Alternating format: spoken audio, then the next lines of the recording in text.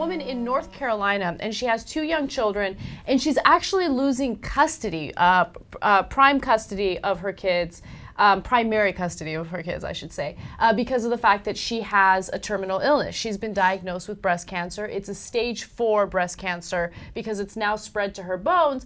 But at this point, her doctors say that she's in stable condition, the cancer is not progressing, and the fact that she has cancer is no reason to deny her custody of the kids. Right. She's okay right now. Right now. It's not. She's not going to die tomorrow. Right. Okay, that's basically the point. But ABC News did an interview with her, and I want you guys to watch it. You'll get a little more information and more detail into this story. Let's watch.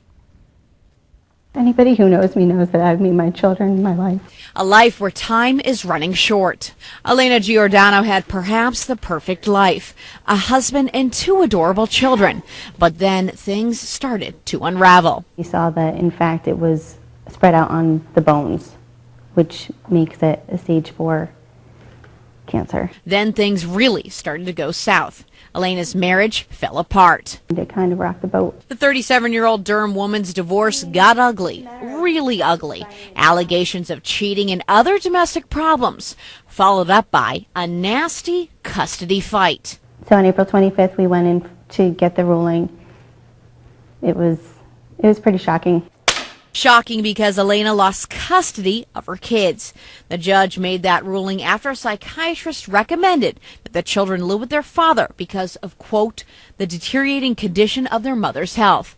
And although the recommendation was made with reservations, it's also noted that the stay-at-home mom doesn't have a job. Come June, Elena's 5 and 11-year-old will be sent to live with their father in Chicago. Okay. I mean, look, we don't know the whole story of why it fell apart, who was cheating on whom. Well, Time Magazine. We can guess. Well, no, Time Magazine, believe it or not, had an interview with her. And in the interview, she had admitted that she cheated on her husband. Really? Okay. But she also accuses him. That's totally irrelevant for who gets custody. Yeah, of course. I think it's completely irrelevant. And it was a very bitter custody battle. Now, the father lives in Chicago, which means if he has primary custody of the kids, they're going to have to move from North Carolina to Chicago to be with him. This woman only gets visitation rights over the weekend and during holidays, but she says, look, I'm getting treatment for my cancer. I don't have the money to fly to Chicago every weekend to see my kids. This is unfair. You're discriminating against me because I have cancer.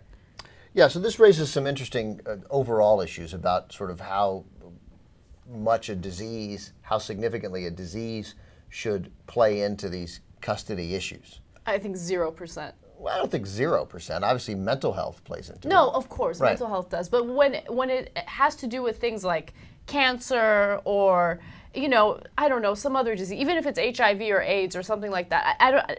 Well, if it's a gay disease, then you don't want the kids anywhere near them. You're right. That's a great point. I mean, at that point, the kids are in danger. No, but I mean, it's an interesting question. Like, if you're spending a lot of time going to the hospital, I mean, it could impact your ability to take care of the kids. I mean, obviously, I find it interesting. Like, just taking the kids away because somebody has cancer, crazy. Taking the health of a parent, the deteriorating health of a parent into consideration, that doesn't seem totally crazy as one of a number of issues. Doesn't seem absurd.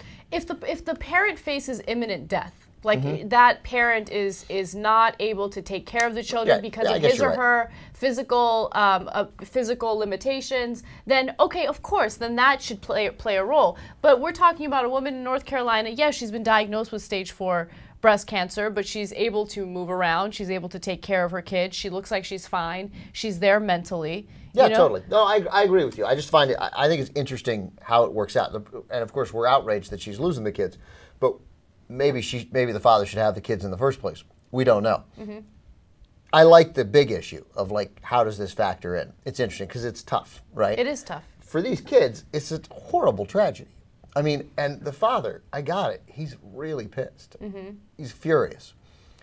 Dude, she's got stage 4 breast cancer. Work something out. Yeah, that's what I was going to bring up. Yeah. And let me know what you think about this. And some people are going to say it's unfair. But the father moved away to Chicago. And in order to make this a little easier on the kids and the woman who has a terminal illness, do you think it's unreasonable for him to move a little closer? That way, if she does have limited visitation rights, at least she'd have the ability to see her kids during the weekends and during holidays? Well, we don't know. He may have moved closer to his family. He may have moved where a job is. If she's a stay-at-home mom, however, I mean... Maybe she should move? Maybe she should move to Chicago. I'm just saying, we can't put it all on the father since we don't know. I'm saying these parents who clearly hate each other at this point, let's work something out. I mean, I don't know. Let's go. She's dying, and these kids, maybe she has years left, and that would be great. These kids, first of all, they can't be flying back and forth from Durham to Chicago every weekend, and they need to have time with their kids. Get beyond it. You don't have to hang out and have dinner together, but you got to be within 30 miles of each other so that the kids can go back and forth. Grown-ups, you're the grown-ups. They're 11 and 5. They need you to be grown-up.